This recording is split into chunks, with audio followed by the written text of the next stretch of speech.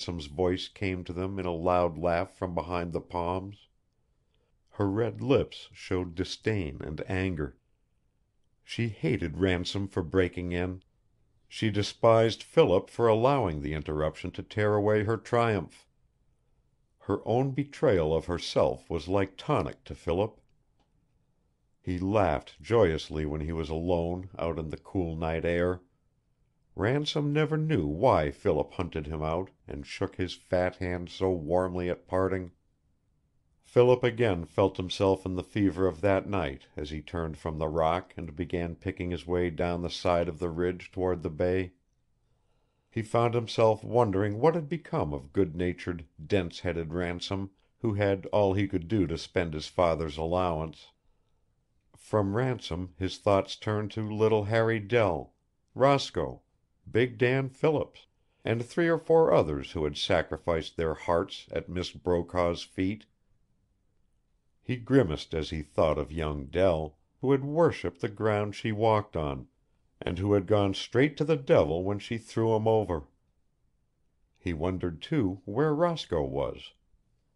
He knew that Roscoe would have won out if it had not been for the financial crash which took his brokerage firm off its feet and left him a pauper. He had heard that Roscoe had gone up into British Columbia to recuperate his fortune in Douglas fir. As for Big Dan... Philip stumbled over a rock and rose with a bruised knee. The shock brought him back to realities, and a few moments later he stood upon the narrow, boulder-strewn beach, rubbing his knee and calling himself a fool for allowing the old thoughts to stir him up. Out there, somewhere, Brokaw and his daughter were coming. That Miss Brokaw was with her father was a circumstance which was of no importance to him. At least he told himself so, and set his face toward Churchill.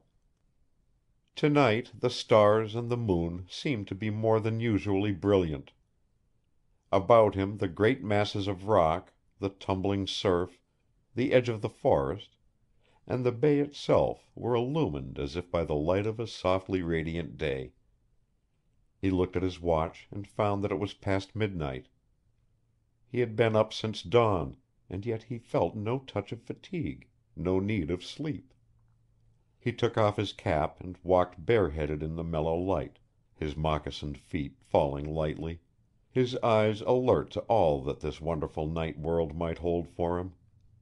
Ahead of him rose a giant mass of rock, worn smooth and slippery by the water dashed against it in the crashing storms of countless centuries, and this he climbed, panting when he reached the top.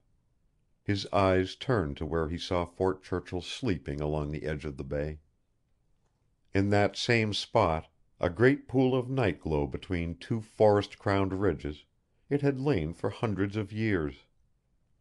He passed the ancient landing place of rocks, built 150 years ago for the first ships that came over the strange sea. He stood upon the tumbled foundations of the fort, that was still older, and saw the starlight glinting on one of the brass cannon that lay where it had fallen amid the debris, untouched and unmoved since the days, ages gone, when it had last thundered its welcome or its defiance through the solitudes.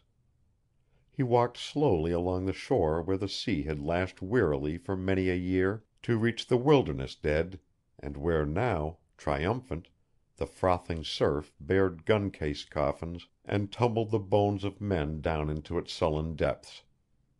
And such men! Men who had lived and died when the world was unborn in a half of its knowledge and science, when red blood was the great capital, strong hearts the winners of life.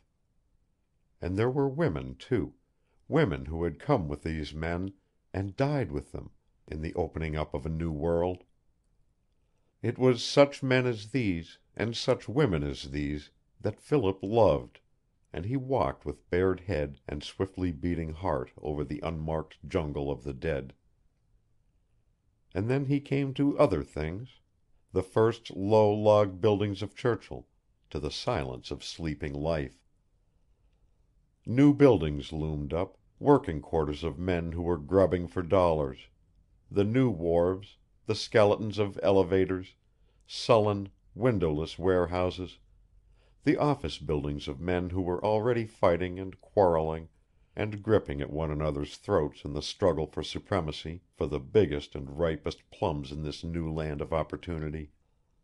The dollar fight had begun, and the things that already marked its presence loomed monstrous and grotesque to Philip, as if jeering at the forgotten efforts of those whom the sea was washing away.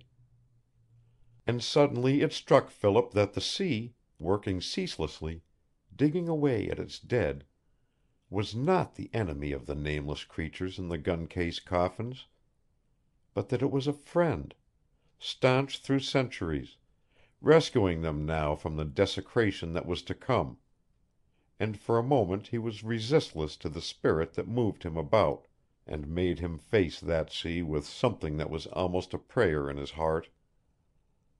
As he turned, he saw that a light had appeared in one of the low log buildings which contained the two offices of the Keewatin Mines and Lands Company. The light and the bulky shadow of old Pearce, which appeared for a moment on one of the drawn curtains, aroused Philip to other thoughts. Since his arrival at Churchill he had made the acquaintance of Pearce, and it struck him now that just such a man as this might be Lord Fitzhugh Lee. The Keewatin Mines and Lands Company had no mines and few lands, and yet Pearce had told him that they were doing a hustling business down south, selling stock on mineral claims that couldn't be worked for years. After all, was he any better than Pearce? The old bitterness rose in him. He was no better than Pearce, no better than this Lord Fitzhugh himself, and it was fate and people, that had made him so. He walked swiftly now, following close along the shore in the hard stretch kept bare by the tides, until he came to the red coals of half a dozen Indian fires on the edge of the forest beyond the company's buildings. A dog scented him and howled. He heard a guttural voice break in a word of command from one of the teepees, and there was silence again. He turned to the right, burying himself deeper and deeper into the great silence of the north, his quick steps keeping pace with the thoughts that were passing through his brain. Fate, bad luck, circumstance, they had been against him. He had told himself this 100 times, had laughed at them with the confidence of one who knew that some day he would rise above these things in triumph. And yet what were these elements of fortune, as he had called them, but people? A feeling of personal resentment began to oppress him. People had downed him, and not circumstances and bad luck. Men and women had made a failure of him, and not fate. For the first time it occurred to him that the very men and women whom Brokaw and his associates had duped, whom Pearce was duping, would play the game in the same way if they had the opportunity. What if he had played on the winning side, if he had enlisted his fighting energies with men like Brokaw and Pearce, fought for money and power in place of this other thing, which seemed to count so little? Other men would have given much to have been in his favor with Eileen Brokaw. He might have been in the front of this other fight, the winning fight, the possessor of fortune, a beautiful woman. He stopped suddenly. It seemed to him that he had heard a voice. He had climbed from out of the shadows of the forest until he stood now on a gray cliff of rock that reached out into the bay, like the point of a great knife guarding Churchill. A block of sandstone rose in his path, and he passed quietly around it. In another instant he had flattened himself against it. A dozen feet away, full in the moonlight, 3 figures sat on the edge of the cliff, as motionless as though hewn out of rock. Instinctively Philip's hand slipped to his revolver holster, but he drew it back when he saw that one of the 3 figures was that of a woman. Beside her crouched a huge wolf dog. On the other side of the dog sat a man. The man was resting in the attitude of an Indian, with his elbows on his knees, his chin in the palm of his hands, gazing steadily